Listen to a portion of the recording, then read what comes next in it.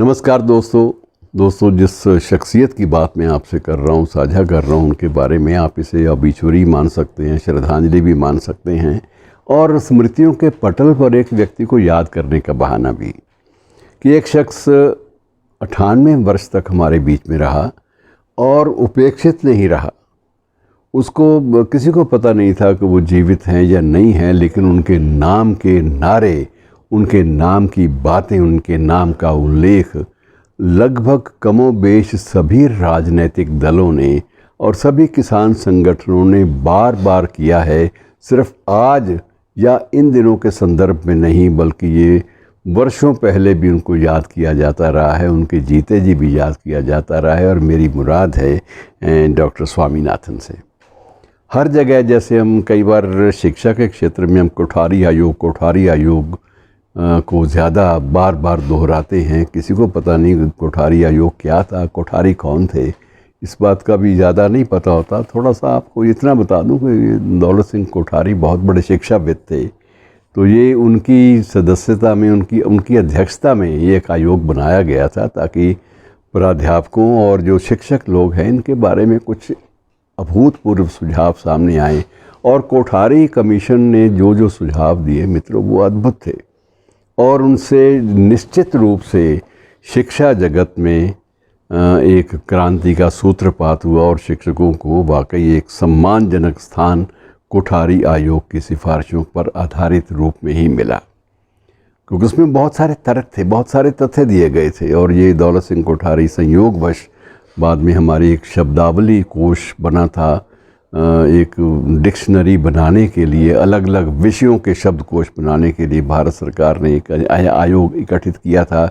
उसके पहले अध्यक्ष भी दौलत सिंह कोठारी थे। तो कहाँ वो शिक्षा के क्षेत्र में और कहाँ इधर डिक्शनरियों के क्षेत्र में।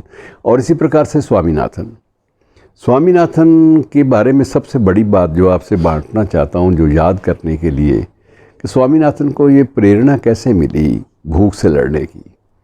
भूख से लड़ने की प्रेरणा सबसे पहले स्वामीनाथन को मिली थी बंगाल के अकाल से। जब उन्होंने देखा कि सिर्फ अनाज ना मिलने के कारण करोड़ों लोग ना केवल बंगाल में बल्कि पूरे विश्व में हर वर्ष काल के ग्रास बन जाते हैं, तो इससे लड़ना तो पड़ेगा। और इससे लड़ाई लड़ने के लिए, भूख से लड़ना हो तो सिर्फ एक ही है कि पेट में अन्न चाहिए। और अन्न जो है वो इतना ज़्यादा उत्पादित नहीं हो पा रहा विश्व में जिससे सबका पेट भर सके, कोई भूखे पेट ना सोए, ये सुनिश्चित बनाया जा सके, ऐसा कोई उपाय नहीं है। तब इस कृषि वैज्ञानिक ने, मूल रूप से कृषि वैज्ञानिक थे, इस कृषि वैज्ञानिक ने इस दिशा में काम करना शुरू किया।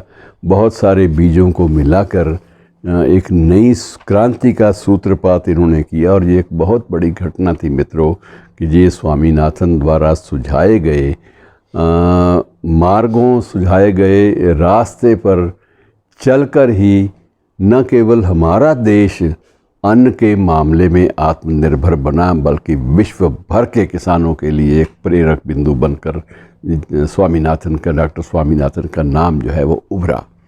और डॉक्टर स्वामीनाथन की बहुत सारी बातें याद आती रहेंगी और जगह जगह जब भी चर्चा चलेगी तो उनको बाकायदा याद किया जाता रहेगा। अब उनकी जो विरासत है इसी क्षेत्र में, शोध रिसर्च की जो विरासत है, ये अब उनकी बेटियां आगे बढ़ा रही हैं। बेटियां भी वैज्ञानिक हैं और वो भी शोध के क्षेत्र में, रिसर्च के क्षेत्र में अद्भुत कीर्तिमान स्थापित कर रही हैं। और मित्रों, एक दिलचस्प बात मैं ये भी आपसे बांट लूँ कि जे स्वामीनाथन मूल रूप से कृषि वैज्ञानिक नहीं थे। मूल रूप से वो आईपीएस अधिकारी थे, पुलिस अधिकारी। कहाँ आईपीएस का अधिकारी बनने का चाव, बड़ी मेहनत करके उन्होंने ये किया। लेकिन आईपीएस में सिलेक्शन होने के बाद जब बहुत सारे तथ्यों से उनको गुजरना पड़ा तो उनको लगा कि समस्या सिर्फ देश में कानून व्यवस्था बहाल करने की नहीं है, सिर्फ कानून का शासन करने की बात नहीं है। समस्या ये भी है कि कोई भी भूखा पेट ना सोए। इस बात को सुनिश्चित कैसे बनाया जाए, और इस बात को सुनिश्चित बनाने का रास्ता पुलिस लाइंस का रास्ता नहीं है, बल्कि वो एक प्रकार से रास्ता शोध का है। कृषि के क्षेत्र में ताकि किसान अगर आत्मनिर्भर होगा तो बात बनेगी। उन्होंने सबसे पहले, जब भी प्राइसेस की बात होती है, कृषि मूल्यों की बात होती है, तब भी उस समय भी वही फार्मूले याद किए जाते हैं जो सबसे पहले स्वामीनाथन ने सुझाए थे। और अब भी जब किसान कोई मांग करते हैं बिना जाने कि स्वामीनाथन कौन है, हर बार ये मांग उठाई जाती है कि स्वामीनाथन की सिफारिशों को लागू किया जाए। तो मित्रों, ये अद्भुत उपलब्धि है। ऐसे व्यक्ति को याद करना भी एक पुण्य का काम है। शुक्रिया।